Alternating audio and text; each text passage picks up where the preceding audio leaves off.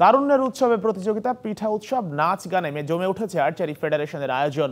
সোমবার হয়ে গেল চুয়াডাঙ্গা পর্ব। নতুন বাংলাদেশ গড়ার লক্ষ্যে এসো দেশ বদলাই পৃথিবী বদলাই স্লোগানে তারুণ্যের উৎসবে সামিল হয়েছে বাংলাদেশ আর্চারি ফেডারেশন। সোমবার সকালে জেলা প্রশাসনের চত্বরে বর্ণাঢ্য র্যালি আয়োজিত হয়। পরে আর্চারি প্রতিযোগিতা ও পিঠা উৎসবে উদ্বোধন করেন চুয়াডাঙ্গা জেলা প্রশাসক মোহাম্মদ জহিরুল ইসলাম। বিশেষ অতিথি ছিলেন চুয়াডাঙ্গার পুলিশ সুপার মোহাম্মদ খন্দকার গোলাম মাওলা। তারুণ্যের উৎসবে আর্চারি ফেডারেশনের বাকি আয়োজন ২৮ জানুয়ারি নড়াইলে, ৩১ জানুয়ারি রাজশাহীতে, ২ ফেব্রুয়ারি চট্টগ্রামে এবং চূড়ান্ত পর্ব ৮ ফেব্রুয়ারি ঢাকার ঐতিহাসিক পল্টন ময়দানে অনুষ্ঠিত হবে। শিগগিরই চুয়াডাঙ্গা ইনডোরে আর্চারি প্রতিযোগিতার আয়োজন করতে চায় ফেডারেশন। বাংলাদেশে একবারই হয়েছে ইনডোর চ্যাম্পিয়নশিপ ঢাকাতে, সেকেন্ডটা হয়তো চুয়াডাঙ্গা হতে পারে।